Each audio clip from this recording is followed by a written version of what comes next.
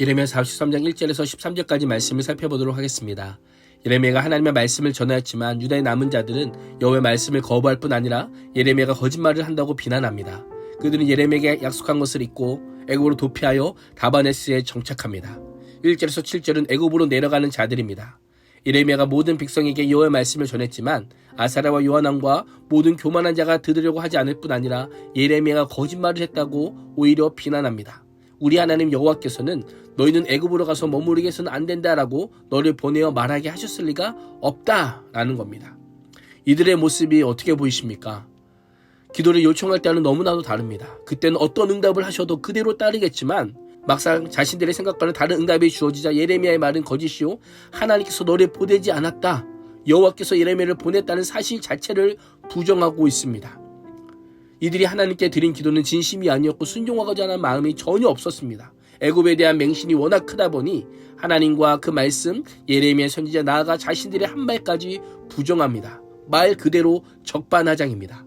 3절은 또 다른 이유를 언급하는데요. 네리의 아들 바룩이 너를 부추겨서 우리를 대적하여 갈대아 사람의 손에 넘겨 죽이며 바벨론으로 붙잡아 가게 하려 함이라 라고 합니다. 부추기다라는 것은 다른 사람을 나쁘고 악한 일을 하게 하여 꼬드기다라고 하는 의미로 백성들은 바룩이 좋지 않은 의도를 가지고 예레미야를 꼬드겨서 거짓 예언을 하게 했다라고 매도합니다. 왜 이런 거짓말을 할까요? 이스마엘이 유다 총독 그다를 죽임으로 자신들이 바벨론 왕의 보복을 받을까 두려웠기 때문입니다. 인간의 말과 마음의 중심은 다를 때가 있습니다. 사람은 그 마음의 중심을 모르지만 하나님께서 그 중심을 친히 아십니다.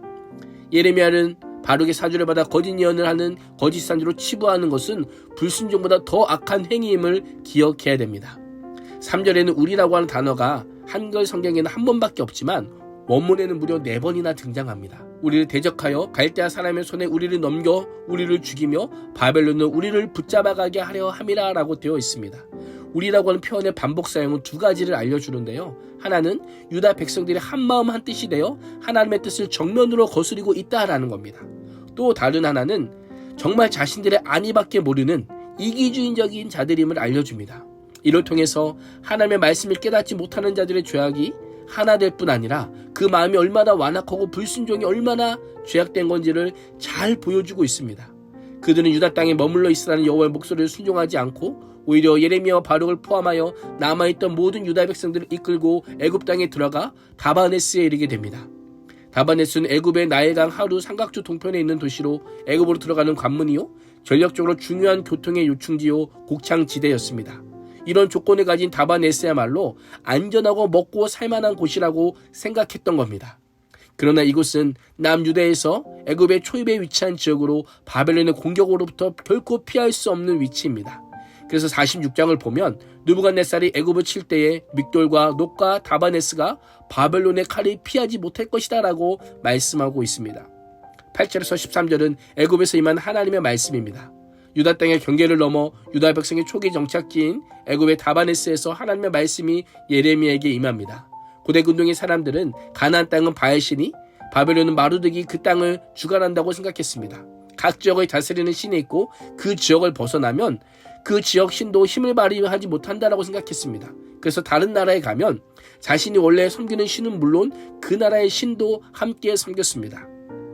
여호와의 말씀이 애굽의 다바네스에 임함으로 여호와께서는 가나안은 물론이거니와 애굽도 다스리시는 분임을 선포합니다. 하나님이야말로 온 세상을 다스리는 주권자임을 알려주시는 겁니다. 유다의 남은 백성들이 애굽의 다바네스에 도착하자 여호와께서 예레미야에게 큰 돌들을 날라다가 다바네스에 있는 바로의 궁정 대문앞 광장에 유다 사람들이 보는 앞에서 그 돌들을 묶고 진흙으로 감추어 놓으라고 명령합니다. 유다의 백성들로 하여금 하나님의 말씀대로 바벨론 애굽을 정복하게 될 것임을 알게 하실 뿐 아니라 하나님의 말씀이 성취되었을 때에 하나님의 말씀을 잊지 않고 기억하게 하기 위함입니다. 하나님께서는 깨닫지 못하는 유다 백성들에게 이렇게까지라도 해서 하나님의 말씀을 알게 하기 위해 일하고 계십니다. 애굽에서 바벨론까지 하나님의 말씀과 통치가 미치지 않는 곳이 없습니다.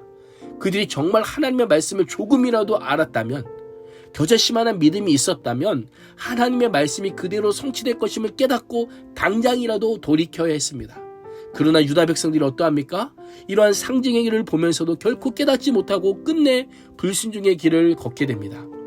이 돌은 나중에 바벨론 왕 느부갓네살이 애굽을 멸망시키고 자신의 보좌를 세울 때 사용될 것입니다. 바로의 궁정 입구에 세운 돌 위에 새로운 왕자가 세워지므로 바로 궁은 파괴될 수 있음을 암시합니다. 그들의 살해에 대한 책임을 물어 느부갓네살이 유다를 징계할 것이고 애굽도 공격할 것입니다. 느부갓네살이 애굽 전체를 정복하지는 못하겠지만 유다의 남은 자들이 거주하는 다반에 쓰는 그의 수중에 넘어갈 것이다 라고 말씀하고 있습니다. 애굽으로 도피한 자들에게 애굽도 결코 안전한 것이 되지 못할 것이라고 선포합니다. 11절 이하는 바벨론 군대에게 짓밟히는 애굽을 묘사합니다. 바벨론 애굽 땅을 치면 연병에 걸려 죽을 자는 연병에 걸려 죽고 포로로 끌려가는 자는 포로로 끌려가고 칼에 맞아 죽는 자는 칼에 맞아 죽을 것이다 라고 말씀합니다.